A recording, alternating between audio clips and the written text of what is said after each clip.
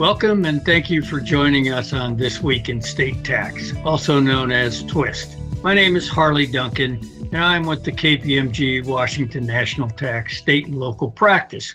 As we mentioned on our recent podcast on the revised statute of limitations policy in Texas, we are augmenting our regular Monday morning TWIST publication with a monthly podcast featuring a significant development that is broadly applicable to the business community. Today, we will be talking about developments in the unclaimed property area, also known as SG and more frequently referred to as UP. The topics today will include recent letters requesting the submission of verified reports released by everyone's favorite unclaimed property state, Delaware. And given the Halloween season that's close upon us, we will also take a quick look at an emerging legislative trend to shorten or eliminate the dormancy period for certain payments to deceased individuals. Our guest today is Will King. Will is a KPMG principal who leads our national unclaimed property practice. He joined KPMG in 2016 and has about 15 years experience in the unclaimed property field.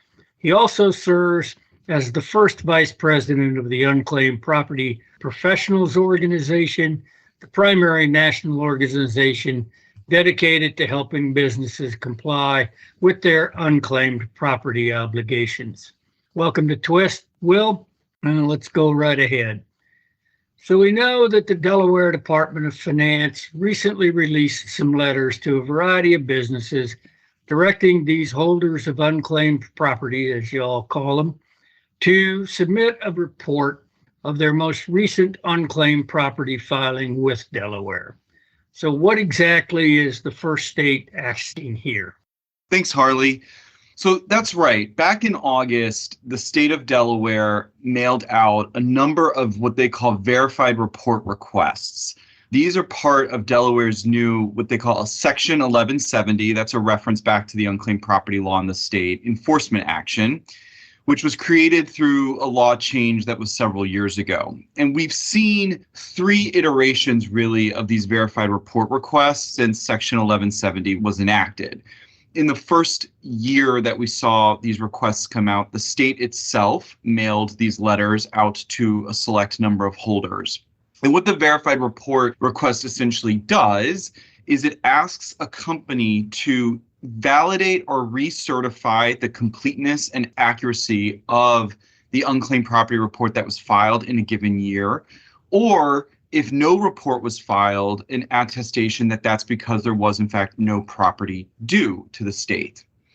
The report also asks the holder to identify all of the legal entities that are included in a consolidated report to the state and ask them to provide a copy of their policies and procedures for unclaimed property tracking and reporting.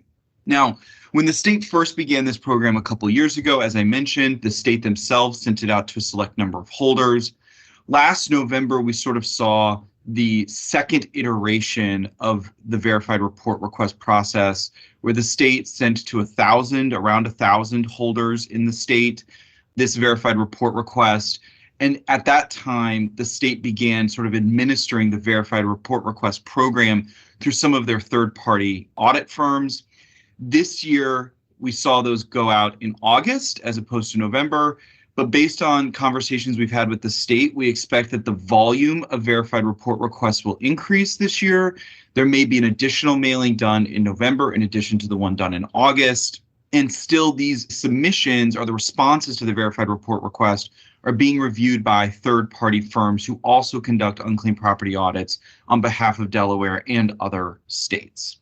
Now, Delaware has told us that their goal is that essentially every Delaware filer of unclaimed property will probably get a verified report request once every 4 to 5 years. So this is expected to be something that will be recurring with the state. It will be happening regularly. And so companies need to take it seriously when they get these requests. All right.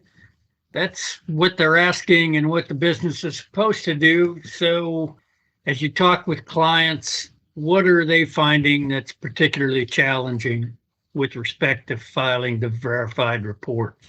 Well, We're all very busy, right, Harley? And for many people, unclaimed property is not their full-time job in a company. So certainly the first most challenging piece of this is the timing of it. Last year, when the verified report requests went out, the request included an FAQ document, which essentially told the holder that they had 30 days to acknowledge receipt of the verified report request, and then they had up to 180 days to provide their response. Under the Delaware statute, a company has up to 1 year to complete a verified report request. So the 180-day mark kind of gave the company that window of time to respond, and then an additional 180 days for the reviewing firm to review the response and determine whether additional actions were necessary or to close the review. In this most current iteration of the verified report request, from the ones that went out in August and the ones that we anticipate will come out in subsequent periods, the communication to the company is a little bit more clear. They say they would like the initial response provided in 30 days, and it is possible to request periodic extensions if they are needed in order to complete the request. So the state is clearly looking to get these responses in a quicker time frame than they might have gotten them in the last iteration of this. And that quick timeline to re-review your records, recertify the report for its accuracy, and address the unclaimed property request for policies and procedures can be a bit tight for some companies. The other challenge we've dealt with some clients is the attestation component of this. How do you get comfortable that the report was complete, and how do you do so within that time frame? Some companies have had to take the time to sort of re-review records that led into that report. And I do think that one of the goals of the state, and I think it's a valid goal, is for companies to maybe take a pause in compliance programs that have been running on autopilot for years and say, okay, how do we make sure that everything that's feeding into this compliance process should be coming into it? Companies are acquisitive, they launch new product types, they change bank accounts, or they change third-party providers. And so wanting to make sure that what's feeding into the process is feeding in that should be. And some of that also is driven by the third challenge to this, which is the request for policies and procedures. There are many companies out there who have policies and procedures for unclaimed property compliance. There are many that do not. There are many that have policies and procedures that they don't necessarily follow. And there are many that have policies and procedures that might look scant or scarce to somebody who practices in unclaimed property full time. For example, they might only address one area of the company that generates unclaimed property, like payroll, and not other areas of the company. And so I think for a lot of our clients that are getting these requests, that's something in particular that they're looking at, is they're saying, okay, we're getting this request from a third-party reviewer, from a state and a reviewing firm to look at our policies and procedures. We want to make sure and kick the tires that those are actually accurate and complete before we turn those over. That's another piece of this. Now, I will say Delaware, in closing these verified report requests, has a policies and procedures checklist and questionnaire, which they provide to the company at the end of this process, which includes 15 components that they expect all PMPs to have. And so when we're working with clients, we, of course, know what the state's expectations are on that front and are helping look at the PMPs to make sure that they're meeting those standards. So I get what's being asked. I'm assuming there's issues that arise if you're not capable of responding in time, or you don't respond, or somebody considers your policy and procedure manual to come up a little short. What can happen if a client doesn't respond or needs some remedial work?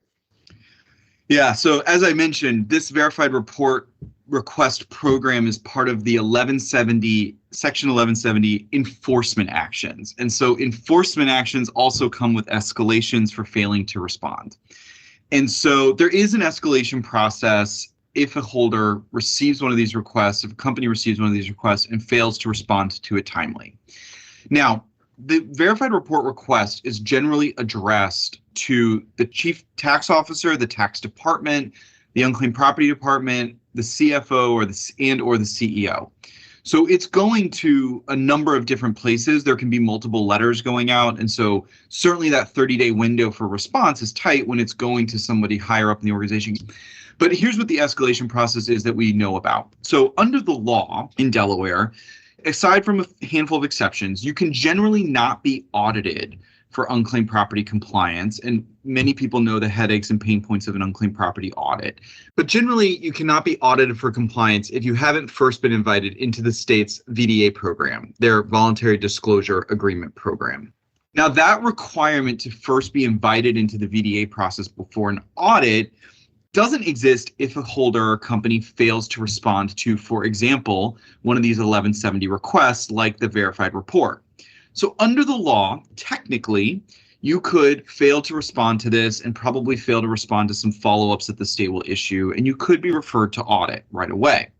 That's not, however, what the state has said will happen. So everything that we've heard from the state and from the third-party reviewing firms administering the verified report process is that if a company is non-responsive, fails to respond, or if their response is deemed to be very inadequate, then the next level of escalation will be that the company will be invited into the VDA program in the state, the Secretary of State VDA program.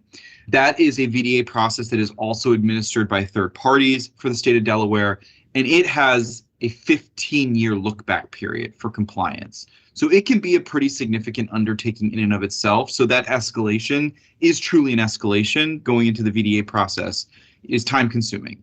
There are also other escalations under the Delaware law in addition to an audit. One is that you could get a request for something called a compliance review. This is essentially like a mini audit of a single year. So a couple different escalations that can happen. Best thing though, take the verified report request seriously, address it fully when it comes in, and avoid one of those escalation paths. All right. Well, let's move on from Delaware. As I glance through various unclaimed property things, I see a growing number of references to the state death master file from Social Security Administration. Without being too morbid, what's up with this? I mean, this makes it an appropriate and spooky topic as we get closer to Halloween to talk about the impacts of death on unclaimed property compliance. This is, in fact, though, a trend that we've seen in the unclaimed property space over the last several years. Where this all started, there are certainly types of property covered under the unclaimed property laws where death can serve as a triggering event for running the dormancy period or beginning the clock on when something becomes potentially reportable as unclaimed property. And the most common types of that are, of course, like life insurance products where death can trigger a payout event, or an annuity where death can trigger a payout event where if a life insurance company becomes aware that somebody has passed away, then that can trigger the timeline to start running for when something becomes reportable. And many years ago, many life insurance companies went under exam and auditors began using this death master file that's maintained by the Social Security Administration as a tool in those exams to figure out when policy proceeds might be reportable under the states. And there were pitfalls and there was a lot of controversy around that process because it wasn't necessarily written into the statutes at the time, but it's pretty commonplace today. The states have sort of expanded that use of the DMF from these types of property that death can serve as a valid trigger for, like life insurance proceeds, like certain type of retirement benefit accounts. And they're certainly expanding it in terms of how it can be used in other property types or other types of accounts that could be unclaimed property, where a company might just tangentially know that an owner becomes deceased, but it may not be part of the regular course of business. And so a couple of states that, for example, that we've been looking at where we're starting to see statutory changes come into place that implicate death, like Florida, for example, which has what we call a death acceleration provision for security types. And then they have a death acceleration provision for all other property types. And what essentially Florida did was they said that for general property types, the dormancy period is actually reduced to 2 years after the date of death, unless a fiduciary that's appointed to represent the estate of an owner has made an expression of interest in the property before the 2-year period. Illinois has a similar death acceleration provision, shortening the dormancy period for when property is reportable to 2 years for various types of property that the company may or may not know an owner is deceased. For example, mineral interest proceeds. Many oil and gas companies might know that an owner is deceased. And so that would technically accelerate the dormancy period in Illinois for that property type. Also, property money owed to a customer as a result of a retail transaction, virtual currency, demand, savings, and time deposits, CDs, also subject to that acceleration in Illinois.